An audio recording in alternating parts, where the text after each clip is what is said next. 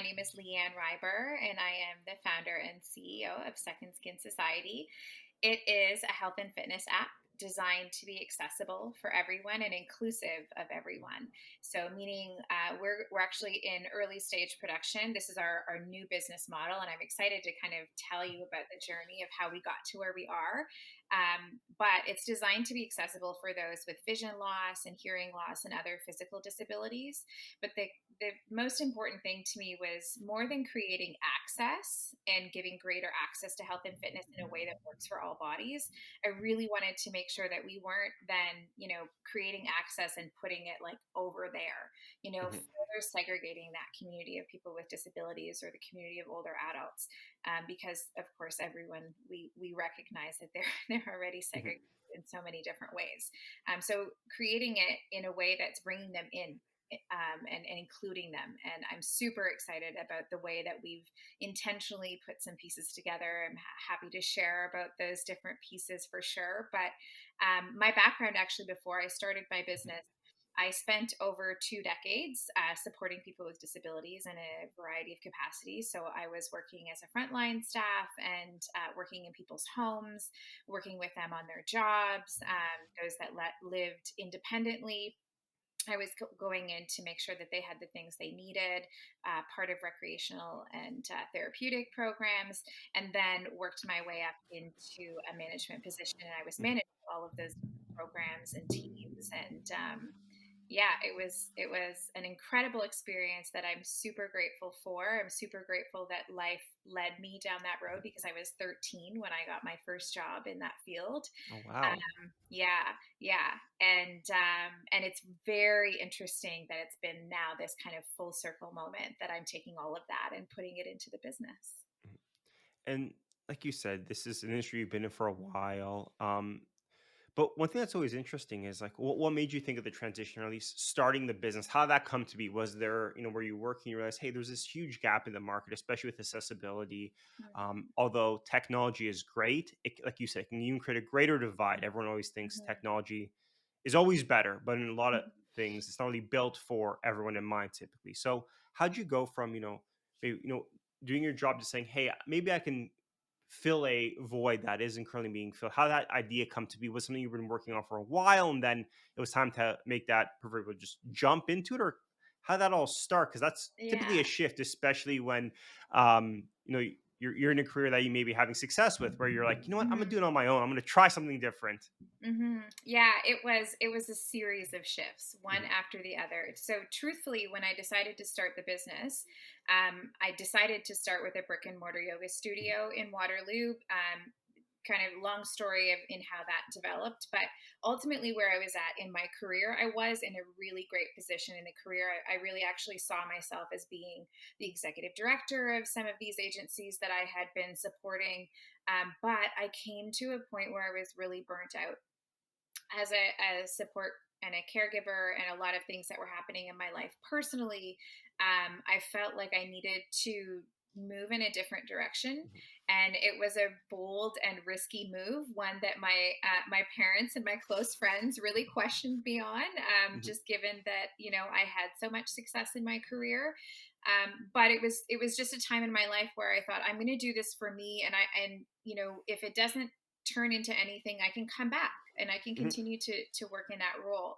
And what happened was I started with the brick and mortar yoga studio. We ran that for a year. We ended up having a big event to celebrate the studio's anniversary, and it was quite a celebrated party. And Mhm. we had a lot of people from across southwestern Ontario saying, "Hey, this looks really fun," because we were teaching a very niche Mhm. style of yoga.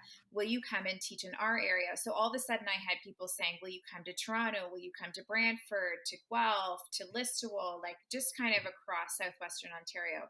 And I had only leased the studio for 1 year. And so basically it was decision time. Am I going to release? And I really did think that I was going to commit to another few years, but I had this kind of pull in me when I was getting all this interest from other Mhm. areas. I thought to myself, well, maybe the studio is going to actually end up holding me back from creating a larger community and from really kind of looking at where we could put deep roots. And it wasn't to say that that wasn't going to be in Waterloo, but of course, after 1 year having a lease,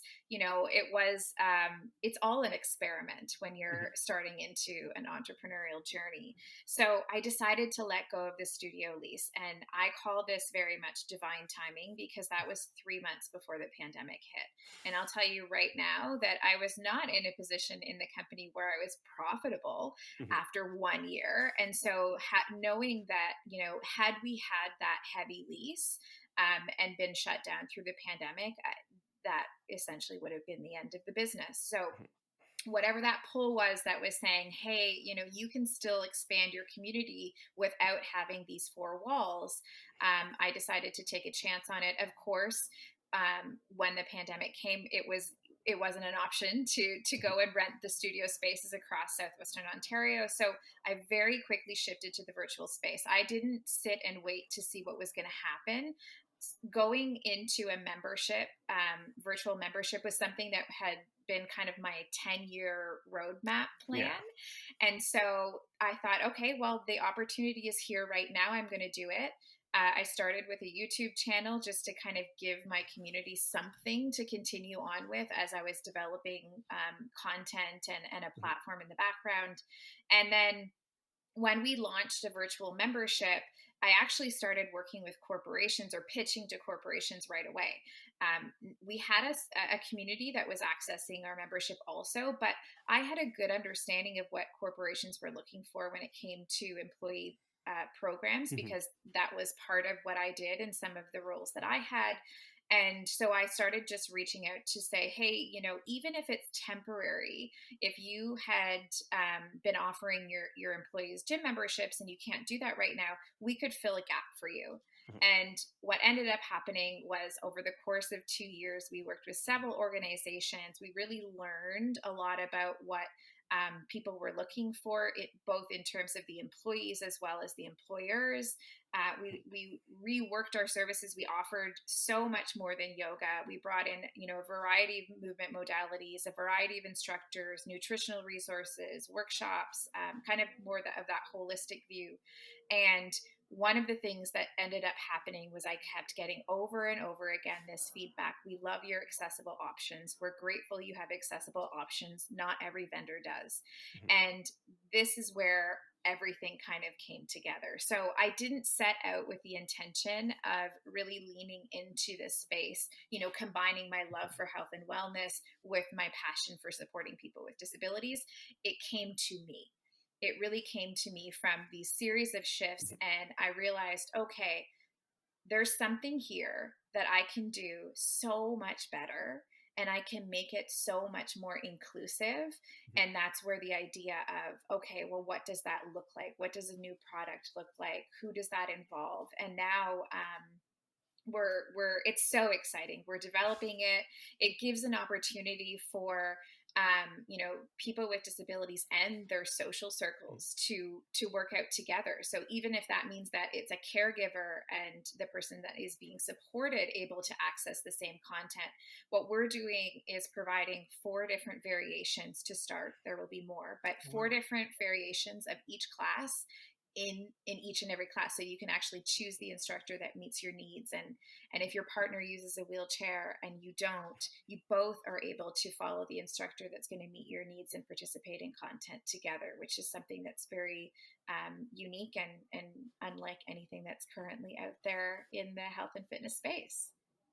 That is really interesting. You're touching on the fact that obviously being able to follow the same class but with different, different accessibility needs. And I think that's one of Yeah, the big things that is talking to anyone within the health wellness, especially in the fitness world, is that it's hard to make something that fits everyone's needs because someone maybe yeah, is in great shape, someone's starting out, and if you go in the middle, it's as people say, if you aim to solve everyone's problem, you're solving no one's problem. And I yeah, think the way you're approaching it makes sense is like, hey, we're not making one for all, we're making multiple that yeah, can go through the same process and kind of be able to really make the community together. I think that's one of the big things that we saw. I mean, the rise of Peloton, however you yeah, pronounce that yeah, properly, is really due to the fact that I know many people who did it who hate biking, but because they're like, hey, I have a community, it's a live class, it's nothing different. I mean, you can go for a bike's a bike. Bikes aren't Yeah. new, but it was the idea of building that community. And I like how you touched on the fact that, hey, this is really much more of a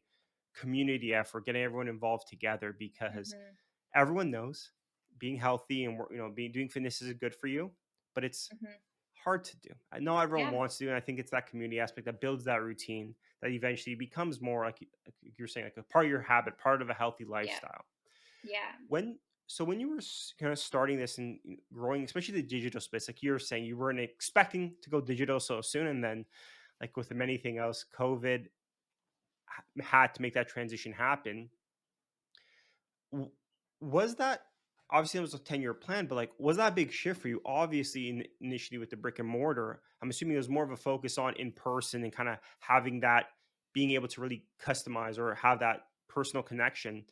Was shifting to digital challenging, or was it because it was on your mind? You already knew, like, hey, I kind of have an idea of this, or was it all brand new? You were like, oh my goodness, how do I do this digitally? The whole idea was in person. Like, how did that thought process go through? Because I know, especially for a lot of the, anything that's really community based, building an online community is very challenging and sometimes daunting. So, how did you get that ball rolling, or did you already have it in the back of your mind?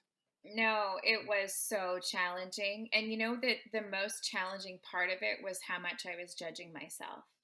Mm, So when I started creating content and putting it on YouTube, um, immediately a lot of self doubt came in as I was watching myself back and thinking, well, that's not good enough, or I mixed mhm, up right and left, or whatever, right? The things mhm, that you don't typically think about when you're in person and you're moving through a class, and you will make a mistake as a teacher because every mhm, single person does.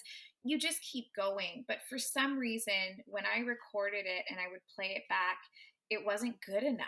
It was like I would see mistakes and I would think, I'm going to be honest, I filmed probably so once I started with YouTube and I got used mhm, to being with a camera and interacting with the camera in the way that I would want to interact with my community, and I really treated it as that way, as there's someone on the other side of mhm, this, and I'm speaking to that person.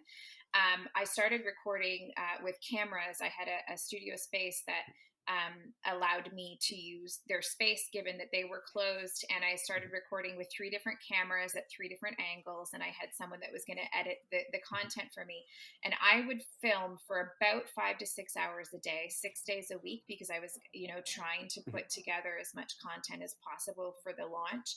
And I probably had about 6 weeks of content that I deleted because I didn't think it was good enough. And finally, I came to the realization that I needed to pull myself out of that place of judgment mhm, and realize that what people want and what they need is real and raw. They want the human connection mhm, of it. And so the mistakes or the things that don't look perfect or whatever it was that I was thinking wasn't good enough in the moment, those are actually the things that people get drawn into. It's that human to human piece of it. And once I got over that, then it became easy. Now, I did have someone that was supporting with the video editing mhm, because that's certainly not my wheelhouse. But I also was limited in resources. I didn't have a bunch of money sitting around mhm, that I could throw into this. So there were a lot of things I did myself, like building the actual platform, which we started using a Kajabi platform. If mhm, anyone's familiar with that, it's very much more for like courses. But at the moment that I was building this, I thought, it's user friendly enough for me to put in content that people can get on demand. And then I had kind of a separate opportunity for people to join live virtual classes with me, both through social media and, developed a Facebook group and things like that. All of that has evolved, but it was just this starting point of how can I put something together that's going to be meaningful for people and then just learn. Get better. I think that's the thing as an entrepreneur. One of the most important things that I've learned is that um, you'll just constantly learn. You'll hear from people what works for them, what they need, what they want, and what they don't. and you'll learn and you'll adapt and you'll get better and better and better. And that it's a choice to get better and better, and to not stay in the, oh no, it's supposed to look this certain Mhm. way. And even if you're not getting the feedback that is positive from people, sometimes ego gets in the way and you think, no, it's got to look this way. If you choose to be that sponge and listen to people and learn and adapt, it's a beautiful process. It's a beautiful unfolding. So it was extremely challenging for me. Yeah. Where you were talking about, especially creating content and getting things out there, it's the hardest thing, I think, because first, no one likes listening to himself, so it's very hard to say, okay, I'm gonna record something. You go back through, and you're like, oh, that was an issue here. This was an issue there. But at the same time, it's one of those things. I think someone kind of phrase a consistency. Like you just have to get through it. The first few are going to be not bad, but like not what you want to see, but you Yeah. have to just post it. 'Cause someone I once was talking to someone about this, and we were talking about creating content or creating a business, and I said, how do you get your first ones good, like to a high quality? And the answer was, you don't. You have to get it out there, because if you never, like you're saying, if you never post it or at least do something, it's hard to improve if you don't get that feedback, or at least see your starting point. It's like it's like everything in life, but I feel because especially now content's so available, it's so easy to see that $1 million studio, the professionalism of the group. But if you ever look back, like anyone's story, you look back when they were starting out, it's all the same. It's someone on the Yep. camera, or someone having a business doing marketing, and doing everything wrong, as they'd say. But you have to do things wrong to do it right. And it's Yeah. similar to, I guess, that marketing phrase where it's like half the money we spend on marketing is useless. We should know what half it is. I think it's the Yeah. same thing like you're saying with like learning. A lot of things you're going to do are wrong, but you don't know they're wrong or incorrect, or I guess the better word is inefficient, until you do them and you realize, Yeah. oh, hey, there's a better way of doing this. Yeah. X, Y, and Z can change. Yeah. When you're starting to obviously create the program, create the course, start getting people involved, how, well, I guess this isn't always an interesting thing, but obviously, most of your experience was in person and getting that sense of community. How were you able, or how do you feel you were able to create a community online? Because I know for a Mhm. lot of companies who are maybe not digital native or didn't start online, that can be a very big challenge, or even daunting. Where I know a lot of people feel like we have to do this in person. This has to be done in person, and obviously, COVID's proved that a lot of the things may still be better in person, but there's Mhm. also the ability of being online to reach a bigger audience or build a better community. How were you able to build that community online, or what do you feel, or have you felt has made a community felt like to be online, or being able to create that Mhm. atmosphere? 'Cause I feel that's sometimes challenging, especially if you're not, if you're not digital business, staying digital and keeping it digital. Yeah, yeah. So we had, some people that were just ready to move virtual with us from our Mhm. in-person Hmm. studio. So, they were looking for something that was going to fill the COVID time too, right? Where everything was closed. It's like you either had the option to go virtual or not. And we did have a lot of people that Mhm. were just like, okay, well, I'm going to wait it out because virtual is not for me, Mhm. and that's fine. But we also had a lot of people that were very hesitant and decided to join us virtually, and ended up loving it because it's convenient. There's no travel time.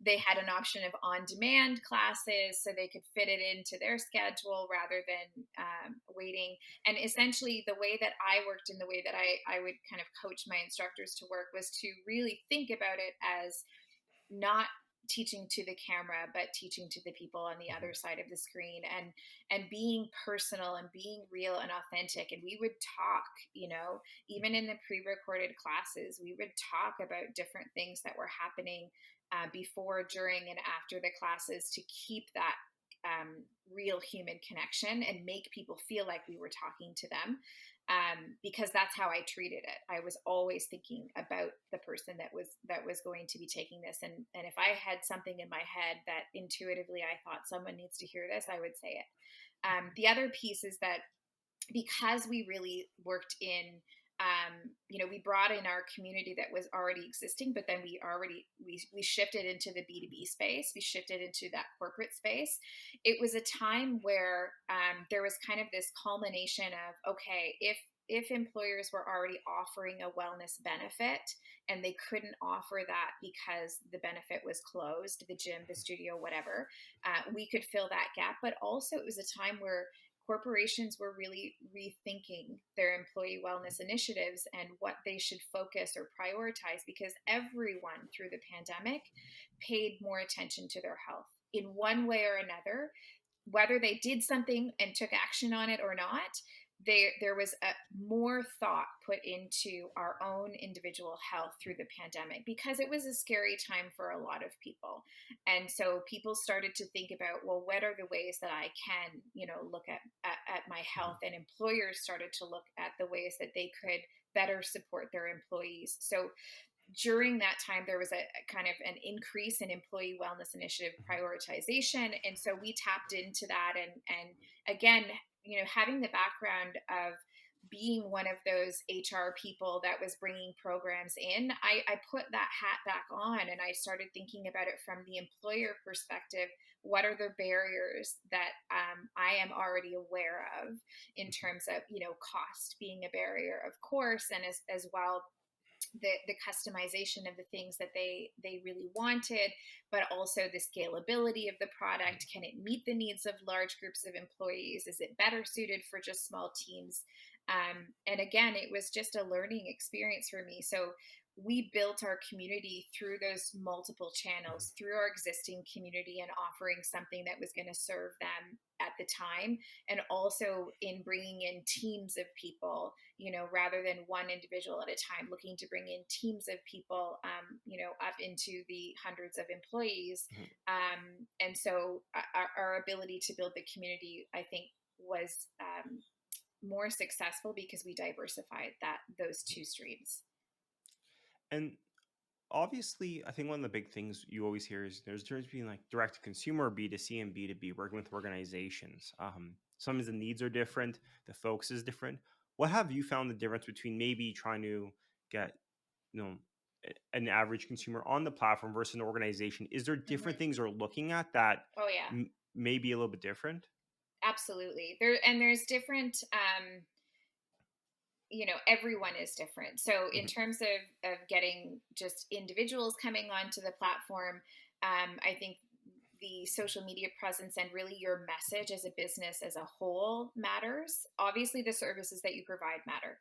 People are looking for something specific that's going to meet their needs, but beyond that, I think there is still a lot of value in just the messaging and the mission behind the business as a whole, and that drawing people into your community as well. I know for me, I'm always looking at, okay, this product or this service might Mhm. be really good and something that I need, but I also like to look at the business and Mhm. understand what's the business's core values, and do I actually want to support this business. In the corporate Mhm. space, when we were selling to employers, it's a much different ball game, because you need buy-in not just from the corporation but also buy-in from the employees. Because Mhm. now you're looking at, if you think about how many times you've been given something for free and you don't use it because Mhm. you didn't have any skin in the game, you didn't buy into it individually, and so it's like, well, if I don't use it, it doesn't matter. Mhm. So it's a much different, I would say, more complicated, but also Mhm. a really a really great learning experience to focus on both serving the employer and the employee. So we would serve the employees by really making sure that our service was meeting their needs and always asking for feedback. Is there Mhm. more that you need? Is there different types of support in terms of, even the wellness workshops that we were bringing in? We brought in workshops like parenting coaching, Mhm. and that might not be something that you would traditionally think of when you think about a health and wellness membership. But for a lot of people through the pandemic, parenting became extremely challenging and a very, very big stress on their own health and Mhm. wellness, because of all of the different, in school, out of school, all of the different changes that parents had to face, and challenges they had to face through that. So we were listening to our members and making sure we were bringing in the services that they Mhm. asked for, the things that they needed. But on the employer side, I think I learned a lot in terms of who I wanted to work with. Mm, Initially, when you start selling to corporations, you're thinking, this is great. We can bring in these people and we can serve them and we can learn from them.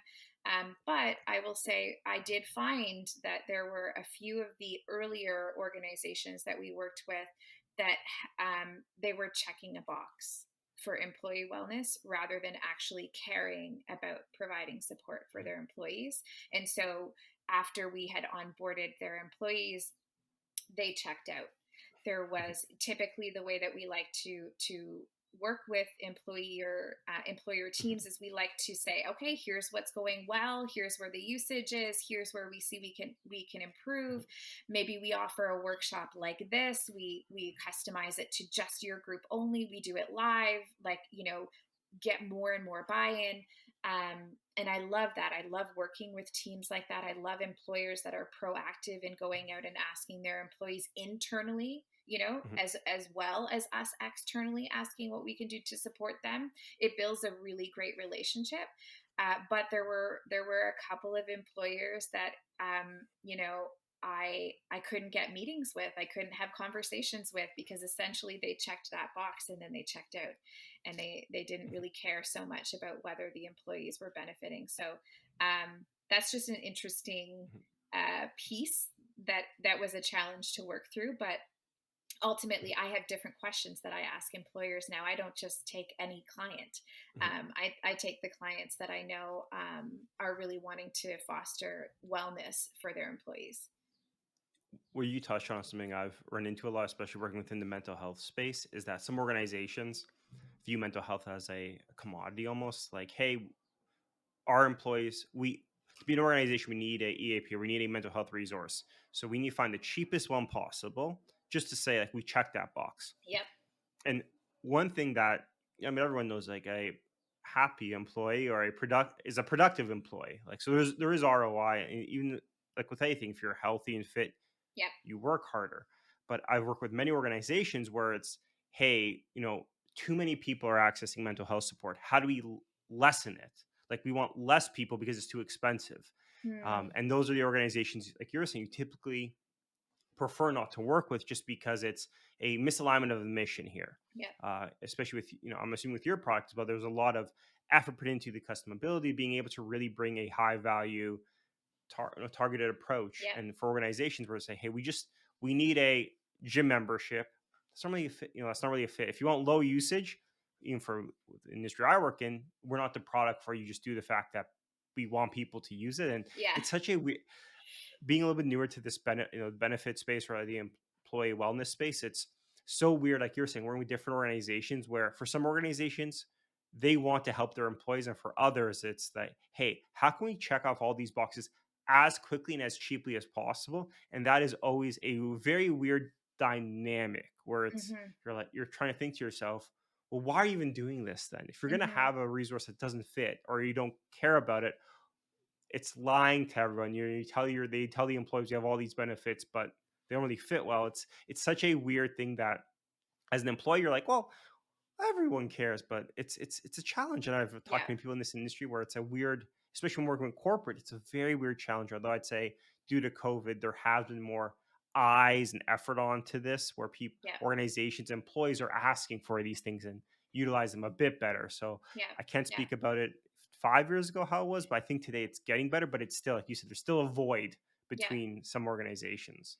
Yeah. Well, it's interesting Mhm, because even for some of the organizations that we were talking to, like we were kind of prospecting, mhm, I would ask questions like, "Well, what wellness initiatives do you currently have in place, or have you had in the past?" And I had one person say to me, "Oh, I don't know. I'd have to get back to you on it." And I was just like, "Oh, okay. Like that's not going to be a good mhm, fit if you don't even know what you had offered in the mhm, past." That just shows me that you don't really put very much effort into wanting to support your employees. And yeah, I care. I mhm, really genuinely care. I want people to use the product because I want people to feel really good in their bodies every single mhm, day, whatever that looks like for them. And if I don't have the buy in from the employer side, it just becomes much, much more challenging to really serve mhm. people in the way that I intend to. So yeah, it's an interesting dynamic working with corporations for sure. And speaking of corporations a bit, like you were saying, you're growing the business now, looking at ways to really expand it. One of the challenging things, especially when trying to make like a very good product and trying to grow businesses, sometimes you have to figure out, like you touched on this a little bit, is where to put your focus. There's many things to work on, many things to grow, but at the same time, there's only so many hours in the day, and especially being a Mhm. smaller team, or only you, like, how do you figure out where to put the effort into, kind of where how to grow the business and still keep that mission or your vision of it consistent, because obviously things have to change as you grow, from that studio where you might have known everyone in person, online you can't know everyone in person. So how are you able to grow a business and still keep that, that inspiration that made you interested in this in the first place alive, or keep growing with it? Because I always feel that can sometimes be seen as a trade-off, and sometimes it can work well together if you really stay strong. So how were you able to manage that? So I made a lot of mistakes.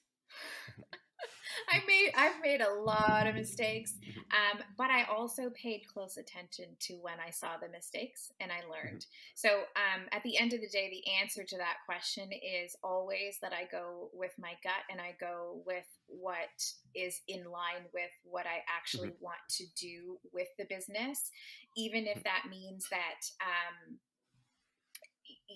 From the financial standpoint or all those mhm, pieces, if I don't have all of that figured out, the end of the day, I will always go with the decision that is, if it's in line with my core values mhm, of the business and me personally, that it's the best decision because just I mhm, believe that when you operate from that level, that the financial pieces, the team pieces, the everything you need will fall into place. mhm, Not to say that it's not challenging, it absolutely is. It has been. I'm coming out of a very challenging time. You think mhm, about where we were at with the platform. So we were running a web mhm, based application, and until I decided that the new product was going to be a mobile app, that's because mhm, of again feedback we were getting from a lot of members that they really wanted to see.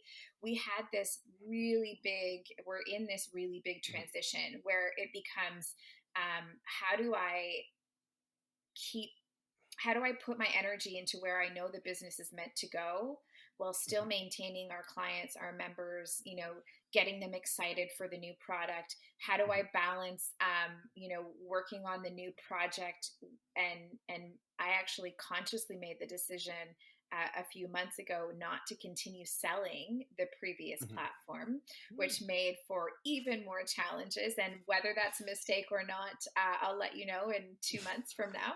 mhm, Um, but it was a conscious decision because I knew that um, I couldn't serve people. I couldn't sell, onboard new people, serve them mhm, in the way that I intend to, and build out essentially what is a brand new business. Like I've been mhm, kind of balancing these two things, and I felt it was in the best interest of our existing members, our existing clients, mhm, and actually moving the business in the direction that I wholeheartedly believe it's meant to be, that mhm, I focus on building the new product and serving our existing people rather than focusing on bringing in new people through this mhm, transition. So I made that decision and it has been absolutely challenging, but I also know myself and I've done mhm, a lot of hard things in my life. And this is just another hard thing that I'm doing. And I'm really excited to be coming out on the other mhm, side of it with this product that is so much more in alignment with me personally mhm, and with the business and our vision, that I believe that success follows that. I believe that when you stay with what you truly are meant to mhm, do, um, that everything else comes, and mhm. I'm holding on to that belief. I think what you touched on is so true. It's that the idea that you have, if you choose direction, you have to full heartedly go in that direction, even if it's.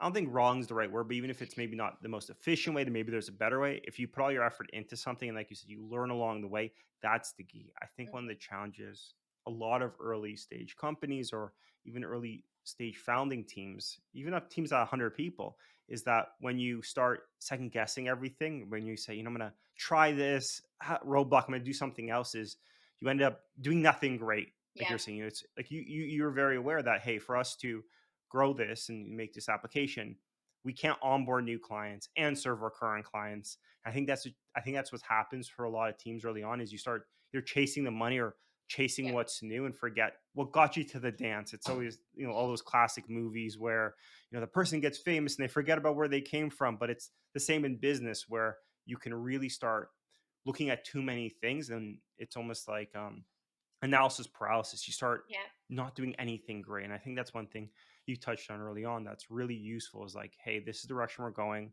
It's a gut feel. There's also our members are telling us this. Yes. Yep. So a little bit more of a direction. One, this is all kind of around the same idea is obviously ego plays a big role. There is some ego to start a business because deep down you're like, I can do something better than the market can. But at Hmm. the same time, as we touched on, you have to listen to your customers. And the customers aren't always right. Sometimes they're asking for, we want X, Y, and Z, and that's completely out of scope. But how are you able to balance, obviously your experiences, your kind of your gut feel, but as well as what the customers are saying, and still being confident enough to go in direction, but humble enough to know when you made a mistake. How can you balance that whole mess of all these emotions and all these kind of things happening? How have you been able to get through this, or at least come up with a consistent idea when you may be being pulled in so many different directions? Yeah. So how I get through it every day is prioritizing me first Mm, every single day. mhm, Every day, my day starts the exact same. I have a very um, incredible. I'm so mhm, grateful and so blessed for my morning routine. But I have a couple of dogs. We start our day mhm, with going for walks. I also live right near a trail, so we walk on the mhm, trail. That experience is very grounding. It's also a really creative process for me. I mhm, have a lot of ideas that come out from those walks. And then I come home and I get into a sauna and I spend 45 minutes in the sauna by myself. mhm, And then I, get ready for my day. And that's how I start my day. And that's the sauna experience and the walk experience is very much like a meditation. It's very mhm, much like getting my brain kind of functioning in those creative juices going. There's a lot of inspiration that comes. There's also just the movement, the fresh air, all those pieces, and it's a beautiful thing. But I prioritize that every single mhm, day because I could very easily lose myself in mhm, this process because, like you said, there's a lot. mhm, There's a lot to balance. I don't balance it well every day. mhm, It's just the fact of it. I've also, made a lot of mistakes in the previous platform in terms of different features or different content that I thought, hey, this is a great idea. People are going to love this. And we put time into it. And I put money into it, only to realize that it wasn't as important to our members as I thought it was. And again, a mistake that I learned from. So now what we're doing with our product development and content development, we're sharing right now, we're still collecting feedback. Even as we're mhm, starting to build the product, we're collecting feedback through surveys. We have a 4-minute survey we're circulating right now. It gives people 90 days of free access to our new app, and that survey is what we're taking to make sure that the key features that we're first coming out with, because of course we know this is just going to be an evolution for a mhm, very long time, but to make sure that the key features we come out with are the ones that are really going to be the most meaningful and impactful to the majority of the people. Of course, understanding that it's not going to be perfect for everyone. There's mhm, still going to, even as I mentioned, we've got 4 mhm, different versions of each and every class, 4 instructors providing 4 adaptive versions of each class. Those 4 versions, it's a great starting point. That's not where we're going to mhm, end. We need more versions, more adaptive possibilities for people to be able to choose from, so that instead of it being 4, that there's 8 or there's 10 mhm, or whatever, as we continue to gain more feedback and welcome more people into the community who help to inform that. So I've learned that it's just the most important thing I can do is to ask people, both our current members and the ones that I really want to serve, mhm, what could I do? What could I offer that would make this really impactful for you? What does that look like in terms of the app development itself? What does that look like in terms of the content development itself? And what does that look like in terms of the community that we want to build? What's going to be the most important? And really just being an active listener and taking all of that and putting it into it. it's not it's just, a process, right? And I let go of my ego a very long time ago. I realized that sometimes for entrepreneurs, we get tunnel vision. We think this is the Mhm, way to the destination. And obviously my journey is a pretty interesting story to mhm, show that, had I had tunnel vision for a very long period mhm, of time, I would have missed this incredible opportunity that we're now building, and a lot of people are really excited about, and we're developing mhm, really great partnerships with organizations that support people with disabilities.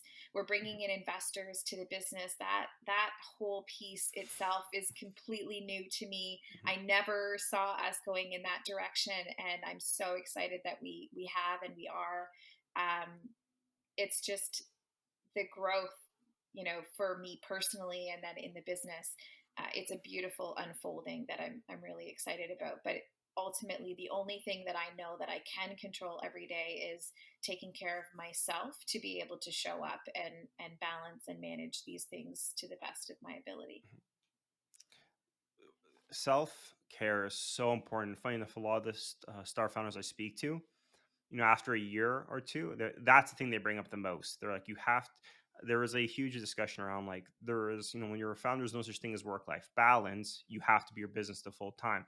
But this is a caveat they always bring up: recovery is part of that. Mm-hmm. Recovery is a part of your business. You're the only person working on it. If you're sick, or if you're not feeling well, or if you're not mentally prepared for it, you can't do your job. So a lot of the people I find enough I speak to who are former athletes, they speak about how they have their day and then they have the recovery plan for their day, Mm-hmm. which is something I think a lot of people don't speak about. It's like, how do you recover or de-stress effectively? And I call it, how can you aggressively relax? It's a funny term, but I found that, like, for me, I for love that. example, is the idea, like, if I'm gonna watch TV, I still do this today when I'm getting better. I was like, I'll be watching TV and on my laptop and on my phone, where I'm not working, I am not relaxing, and then at the end of the day, I'm just miserable. Where if I'm like, hey, if I just watch TV for 30 minutes, better results all the way Yeah. around. But you always try to, like, you half-ass it a Yeah. little bit. And I think Yeah. one thing you touch on I always hear is going for a walk is like the solution, or going outside is the solution for so many issues. You're like, 100%. I can't creative, go outside. Yeah. And it's simple, but it's like I said, you have to build into your routine along the way. Mm-hmm. But yeah, as we're wrapping up here, I guess, there's so many different things going on, kind of so many different exciting things. What does the next little while look like, and how, if people are interested in following the journey, how can they get involved or learn more about your business and you? Yeah, I would love, first of all, to connect with as many people as I can. Mhm, I am very much right now building my network and focusing on mhm, building my network because, truthfully, like, the end goal for me in the business is to create real impact. mhm, Real impact. And I actually believe that breaking barriers in the health and fitness industry for people with disabilities, it's an important place for things to change because of the value that is placed on bodies, that mhm, because of the way that the fitness industry has for years and years and years marketed, to specifically health and fitness products to change your body, to make it mhm, smaller, to make it, more toned, whatever. All those pieces, I believe that now is the time for that to change, and that's going to have a much larger impact beyond the health and fitness industry. So what that looks like, for us in the next couple of months is we are building our product, we're building content, we're getting some marketing materials together. We are going to be launching over National Accessibility Week in Canada mhm, this year, which is last week of May into the first week of June. I'm There's a bunch of different kind of events before and after that I'm mhm, going to be part of, and we're always looking to, again, kind of spread the word about what we're doing and what impact that we intend to create through our product. So the networking piece is just a beautiful opportunity to find more people that, can hear the story and um, hear about what we're doing. That's kind of the thing, is once you build the product, then you just want people to know about it. Um, So I'm super excited. Some of the collaborations that are coming together for National Accessibility Week with some Mhm. organizations that are looking to kind of support us throughout that week. It's beautiful. I'm so excited for the world to see what we're doing. And if people want to follow along and connect, I'm active on LinkedIn. We have a LinkedIn business page, Second Skin Society. Second is spelled with a K. We also have an Instagram page, a Facebook page. We are building a TikTok account. That's not something that I have. I'm kind of removed from the social media aspect of things. Mhm. I love to talk to people, um, but as far as like the posting of content and all those things, that's again, I know where I'm gifted and where I'm not. So I'm excited to have other people that are kind of taking that on and helping to build our presence online. But yeah, you can find us at any of those places. And I would love to meet more people. I'd love to hear more stories. I'd love to hear more about what people really need when they think about their health and wellness routine and what might be impactful for them. Or what specific needs that they have for their body or for their family. Mhm. I'd love to learn. I'm very much in being a sponge right now to make sure that I'm building what people actually want and need.